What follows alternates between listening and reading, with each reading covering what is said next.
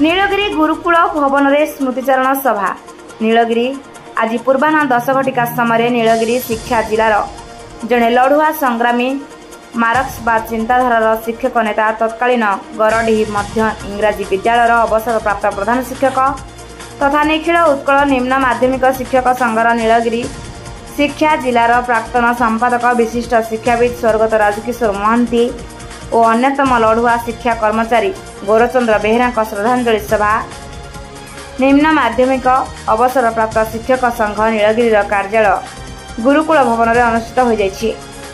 एथिरे नीलगिरी और उपदा ब्लॉक अंचल शताधिक अवसर प्राप्त शिक्षक शिक्षयित्री अंशग्रहण करी दिवंगत दुई आत्मार सद्गति कामना करने सह सेमानकर बहुविध प्रतिभार स्मृतिचारण करथिले।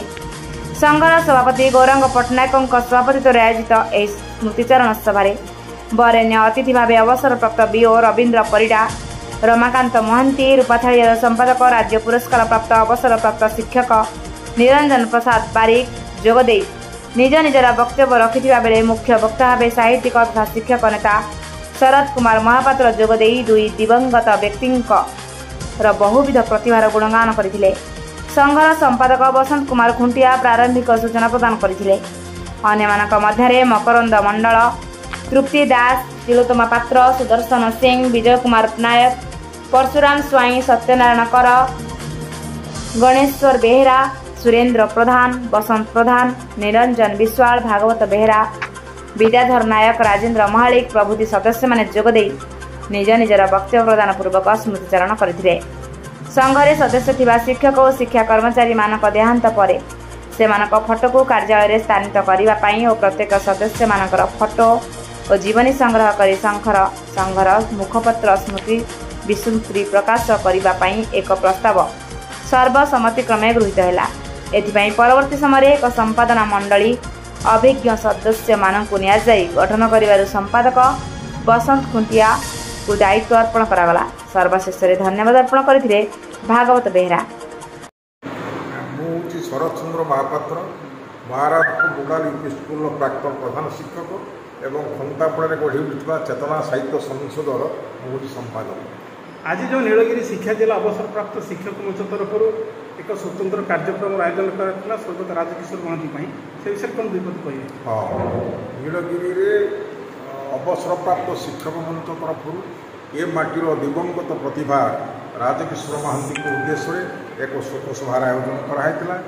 एठी शताधिक शिक्षक शिक्षयित्री माने बयसर अपराह्न थाई जोग देते एवं राजकिशोर महांती समग्र शिक्षा जगत प्रतिभा अवदान उपरे आलोकपात होता एवं विशेषकर राजकिशोर महांती थे नीलगिरी माटीर साम्यवादी चिंता चेतनार प्रवक्ता एवं जड़े बेसालीस विद्रोहर बुभुक्षित व्याघ्र पुरुष संग्रामी चेतनार भरजत्व तांकर स्मृति ये माटीर अनेक शिक्षक शिक्षयित्री शब्दर श्रद्धांजलि ज्ञापन करते एवं से भाई जड़े कृतविद्य शिक्षकों महाप्रयाण ये माटी एक अपूर्ण क्षति।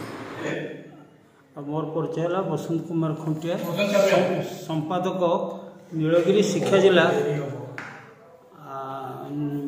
एवं औपदा शिक्षा जिला उभय मिसी मो संपादक अच्छी। आज आमर गौरव भाई एवं राजकिशोर महांती उभयंकर आज माने श्रद्धांजलि सभा होता एथिरे आमर प्राय 70-80 जन शिक्षक उपस्थित थिले। श्रद्धांजलि सभारे आमे राजकिशोर बाबूंकर अमर आत्मार सद्गति कामना करूँ। एतद व्यतीत तांकर गुणगान मध्य करा जायतिला।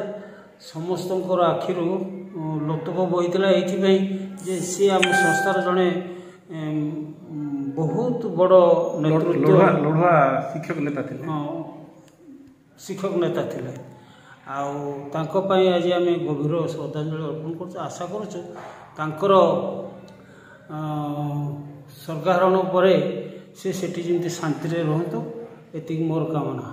मो ना भागवत बेहरा मु जड़े अवसर प्राप्त शिक्षक ये नीलगिरी शिक्षा जिलार आज जो बैठक है से शिक्षक नेता स्वर्गत राजकिशोर महांती शोक सभा एवं मो विद्यालय जोड़ीबाड़ी पियन गौरीचंद्र बेहेरांकर से शोकसभा आज अनुष्ठित होता यही शोकसभा 75 जन शिक्षक शिक्षयित्री जोग देते यह अति चित्ताकर्षक होता समस्त निज निजर मत व्यक्त कर जो उपकार से दुई जन कर संघरे कहीं भूली पारे ना एवं तांको अनुकरण करने आज सभापति समस्त को अवगत कर कौन कहि जहाँ हो ये शोकाकुल परिवेश भितर ए सभा सक्सेसफुल धन्यवाद। नीलगिरी निरंजन प्रसाद बारिकों रिपोर्ट उपथाड़िया न्यूज।